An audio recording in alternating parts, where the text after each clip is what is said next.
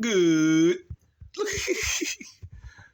Saturday afternoon, man. We just, like I said, we sit here. Sometimes sit over here on his futon.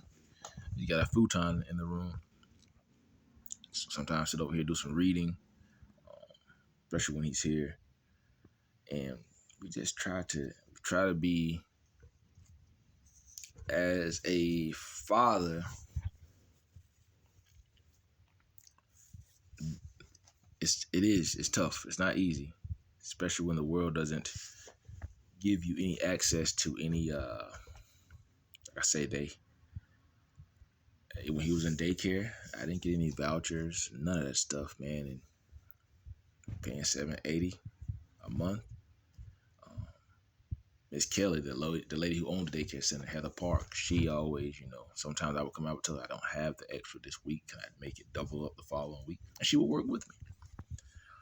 And she said, came to me one day, she said, I'm not worried about you. She said, it's the ones that have the vouchers that they don't want to pay the little $50 or $30. And that would bother her. And it also would bother me that people were paying that much. And I had to pay full price. They told me I didn't qualify for any of that stuff. So I struggled.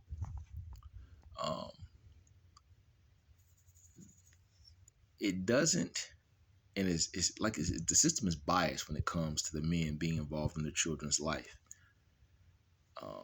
They'll offer the mother housing vouchers. I was supposed to be able to qualify that, but no one reached out to me. They told me I didn't qualify for that either. So I struggle. It's fine. It's fine. Like I say, man, with me, the struggles that I had to face only strengthened my faith in God because I know He's going to make a way no matter what. And He has. We've made it. We're still making it. We have our days. I have my days sometimes. Hey, man, I want to throw in the towel with a white flag. But then I have my moments like, man, let me go somewhere and just lay down for a day or two. But I have my moments like, man, this is crazy. But I also think about the sacrifices that my mother made. She had to go work long hours. She wasn't always physically be there for me. But she had a good job. Anything that I wanted, most times she would make sure I got it. My stepfather, he worked. He took care of he had his own children, so he didn't have a lot of time to spend with me.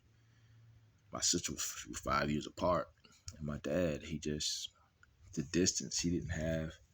I don't know that situation there is. I guess maybe he tried to be involved, but I think one time he told me that when my mama moved, we left the area, and my mom moved us. We moved to Wake County. My father didn't know where we were at for a while. And then when he found out where he was at, he had to be careful how he came around because him and my mother used to always get into it. But besides that, that's too much personal stuff. I'm not going through that today. What I want people to realize when it comes down to certain things going on in the world, I'm a big fan of Barnes and Nobles. It was my favorite store. I spent a lot of time reading.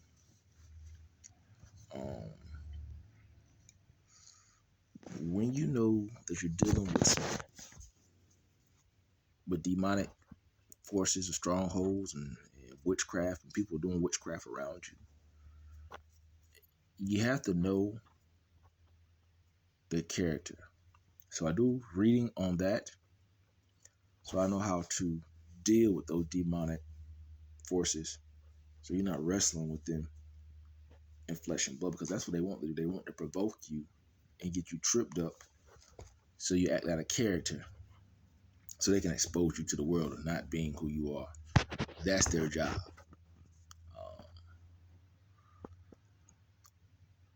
So it's sad.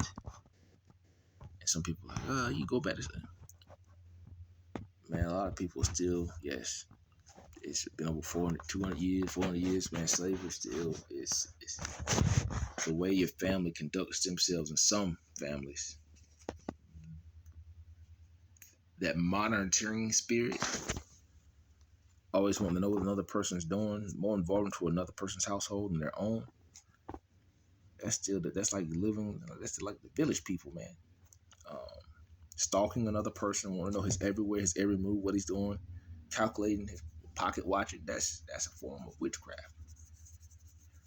It really is. But that goes back to how people were taught. The older people have failed the younger generation. They have. Because a lot of the men, when they got jobs, they thought it was the best thing in the world. Hey, they going to go get a job at a factory. And just because they went and got that job, they put themselves so high on a pedestal and forgot the meaning of what it took or what it takes to actually raise a child or a family. Because the finances, once they got access to money, they became King Tut, and they were able to create and be get dressed up on Sundays, go to church, and pretend to be whoever they wanted to be. But their household be a mess. That's why I say, man, so you have some people that have big homes, but be empty. The presence of the Holy Spirit's not even nowhere in there. There's no love in there at all. You can have a big house and be lonely. It's perception. People of the world like material things. Material things are good when they have value and when they're gotten the right way. Some people get material things the wrong way and they have been stolen from other people and they brag and boast about it. That's the way of the world. But it's said in the end times that the wicked people have to hand over their in the end times, the wicked people will eventually have to hand over their worldly possessions. Why? Where was God at? And some people think they know what they think just because they go to church on Sunday. No, you can judge a book by its cover if you want to, but some of your true Christians suffer the most. Some of your real true believers have some of the strongest struggles, go through hardest struggles in life because the way the world sees them. And you have to remember, we are in this world, but we are not of this world. So we have to realize that, hey, that's the reason why people push us aside, treat us differently, because they see the good in us and they don't want other people to see it either, because then it's going to dim their light. Like I say, man, I don't worry about what people say about me because I know I'm covered, I'm protected. Anytime people try to come up against me, I done seen angels. I know angels have flipped cars over with people trying to chase me. I've seen it. Seen headlights and all of a sudden you see the disappear. Like, what's going on? They were just following.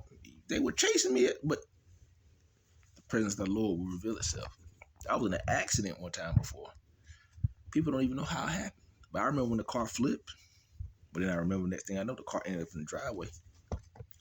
Can't tell you how I got there. Angels are real. And when you are covered and protected by the Holy Spirit, there's nothing that no one can do to you. They can try to stir up confusions in your life, but the end results is worse for them than it will be you. I tell my son, we get into our word. Like I said, this book right here, Martha Fry, she wrote that book from C3 down there in Johnson County. That's a good book. I'm reading this one now.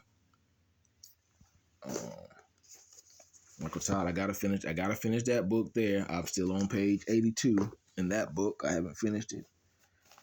But when you see the agenda people have built amongst themselves, and they have met amongst themselves in secret and private, but then the agendas get revealed, the plans that they have for America, for this world, is very destructive. God's not pleased. God's not pleased. But if you go back and you read your text in the Bible, Israel was beautiful. Jerusalem was beautiful. But look at them areas there. Look at them places there now, man.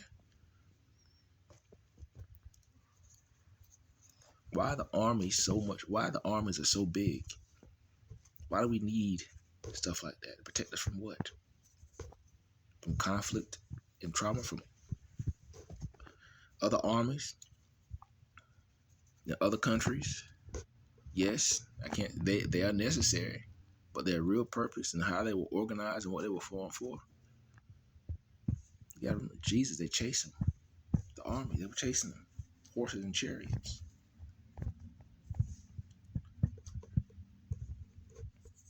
People need to get into their word and read this stuff. Don't be paid. Money will make a person change. But one thing about the word, it never changes. Dig deep into this thing and realize that we're dealing with a spiritual warfare. There's no coincidence these planes are falling out of the sky. There's no coincidence. We're dealing with a spiritual warfare. This is not the first time this has happened either. Go back and read through history. Stuff like this is taking place way like 100 years, 200 years ago almost. And certainly, I mean, well, not the planes and everything, but there was a drought, famine in the land, pestilence. Like I said, I went to my mother's house, and for some reason, the land there, the soil there at my mother's house now is tainted. They were like moles and maggots coming out the ground. My mother's yard has never had those coming out the soil there. There's this heavy witchcraft that has been done there. That soil has never been like that at my mom's house. Ever. The backyard, you walk in the back, you see the moles, worms, and my mother's backyard has never looked like that. My mother, we had a garden back there, salad and collard greens that grew perfectly in the backyard. People have to be careful how they treat people. Like I said, the curses may not come back on them, but it comes back on their children or their children's children. Me and my son are here. We're trying to break generational curses here. And I'm teaching him the word properly so he knows this thing is nothing to play with. You all continue to be blessed. Feed your spirit, man. Be encouraged. Be blessed.